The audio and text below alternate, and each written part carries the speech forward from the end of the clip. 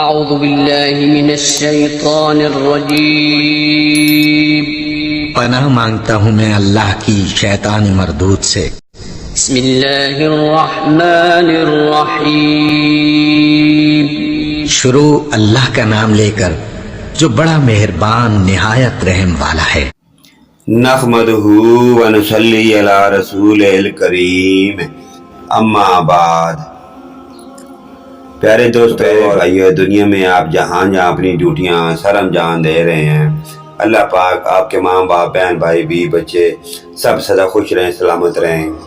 ہماری ویڈیو شروع کرنے سے پہلے دوستوں بھائیوں سے گزارش ہے کہ ویڈیو کو لائک اور سبسکرائب ضرور کریں اور ساتھ لگے گھنٹی کے آل کے بٹن کو پریس ضرور کر دیں تاکہ ہماری نئی آنے والی ویڈیو آپ تک پہنچ سکے اور اس کا آپ کو نوٹیفیکیشن مل سکے۔ تو چلیے ناظرین، نیکسٹ ویڈیو کی جانب چلتے ہیں۔ واقعہ حدیث نمبر 64، موضوع ہے نبی کریم صلی اللہ علیہ وآلہ وسلم کی آنکھوں میں آنسو دیکھ کر حضرت ابو طالب کی حالت ظاہر۔ سیرت ابن ہشام سے یہ حدیث لی گئی ہے۔ رسول پاک صلی اللہ علیہ وآلہ وسلم کے آنسو، مصنف حافظ عبدالشکور، صفحہ نمبر 14 تا 16۔ تو اس کے مصنف ہیں حافظ عبدالشکور، سیرت ابن ہشام۔ جب رسول پاک صلی اللہ علیہ وآلہ وسلم نے مکہ مکرمہ میں عام تبلیغ شروع کی، کفار مکہ آپ کو روکنے کے لیے متحد ہو کر میدان عمل میں آ گئے۔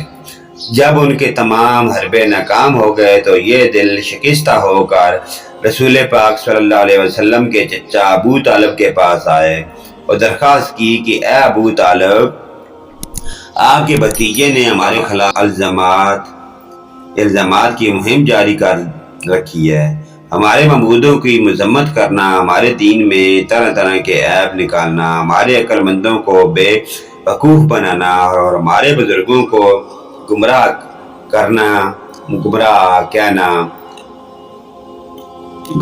کہنا محمد صلی اللہ علیہ وآلہ وسلم کا روزانہ معمول بن چکا۔ اس کی ایسی تقریر سن کر ہمارا کلیجہ شک ہو چکا ہے۔ اب ہم تمہارے پاس آئے ہیں کہ اس کو سمجھاؤ کہ ہمارے بزرگوں کی مخالفت سے باز آ جائیں یا پھر ہمیں ان کے معاملے میں آزاد کر دیجیے۔ ابو طالب نے قوم کی باتیں پورے تحمل سے سن کر حسن تدبیر سے ان کو رخصت کر دیا۔ تو رسول پاک صلی اللہ علیہ وآلہ وسلم کی تبلیغی سرگرمیاں جاری رہنے والی تھیں، وہ رہیں۔ آپ صلی اللہ علیہ وآلہ وسلم لوگوں کو دعوت اللہ دیتے رہے۔ قریش نے جب دعوت اسلام کو پہلے سے بھی زیادہ پھیلتے دیکھا تو یہ دوسری مرتبہ حضرت ابو طالب کے پاس حاضر ہوئے اور عرض کی کہ صاحب، ہمارے پہلی دفعہ آنے سے کوئی فائدہ نہیں ہوا۔ آپ کا بھتیجا اسی طرح اپنی سرگرمیاں جاری رکھے ہوئے ہیں، اب ہم مزید صبر نہیں کر سکتے۔ اے سردار ابو طالب، اگر آپ اپنے بھتیجے کو ان باتوں سے روک نہیں سکتے تو پھر ہماری اور تمہاری جنگ ہوگی، خواہ ہم برباد ہو جائیں۔ یا آپ یہ دھمکی دے کر یہ لوگ لوٹ گئے تو چچا رسول صلی اللہ علیہ وآلہ وسلم سر پکڑ کر بیٹھ گئے کہ اب کیا ہوگا؟ یہ لوگ میرے یتیم بھتیجے کے خلاف کیا سوچ رہے ہیں؟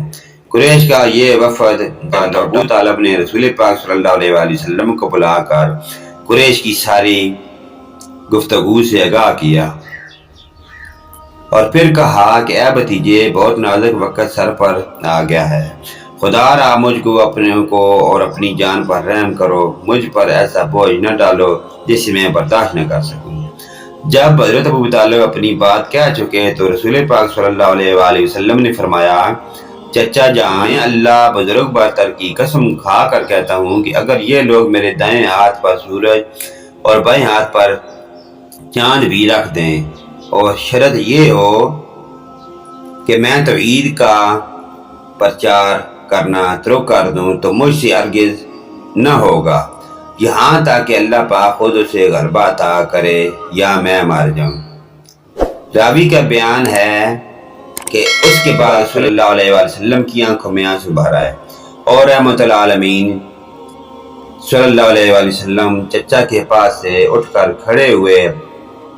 نبی کریم صلی اللہ علیہ وآلہ وسلم کی آنکھوں میں آنسو کا آنا اور آپ صلی اللہ علیہ وآلہ وسلم کا یوں اٹھ کر کھڑے ہونا ابو طالب کے لیے بہت بڑا غم کا باعث بن گیا۔ ابو طالب اس منظر کو دیکھ کر دل پکڑ کر بیٹھ گئے۔ حضور نبی کریم صلی اللہ علیہ وآلہ وسلم کے آنسو نے ابو طالب کے دل پر ایسی ضرب لگائی کہ یہ برداشت نہ کر سکے۔ ابو طالب نے فوراً آواز دی، بیٹا ادھر آ جائیں۔ ہادی برحق صلی اللہ علیہ وآلہ وسلم آئے تو ابو طالب نے کہا، اے نور نظر، تمہیں جو کرنا ہے کرو، جب تک جسم میں جان ہے تم پر آنچ نہیں آنے دوں گا۔ سیرت ابن ہشام۔ ناظرین کرام، آپ نے واقعہ حدیث نمبر 64 کی یہ ویڈیو سنی کہ آپ صلی اللہ علیہ وآلہ وسلم کو کافر لوگ کیسے تکلیفیں پریشانیاں دیتے رہے، تو آپ تو رحمت اللہ عالمین ہی بن کر دنیا میں آئے، کیونکہ یہ ہو ہی نہیں سکتا تھا کہ آپ توبہ نعوذ باللہ سے پھر جائیں۔ تو اللہ پاک کے پیارے آپ حبیب تھے۔ آپ کی زندگی سے ہمیں یہ سبق کا نمونہ ملتا ہے کہ ہم آپ کے نقش قدم پر چل کر آخرت کی فکر پائیں، جس سے دنیا میں بھی ہمیں اچھا صلہ ملے اور آخرت میں بھی اچھا صلہ ملے۔ ناظرین کرام، اللہ پاک ہمیں جزائے خیر عطا فرمائے۔ نیکسٹ ویڈیو لے کر آپ کی خدمت میں ہم دوبارہ حاضر ہوں گے۔ اجازت دیں، آمین ثم آمین یا رب العالمین۔ وآخرنا دعوانا ان الحمد للہ العالمین۔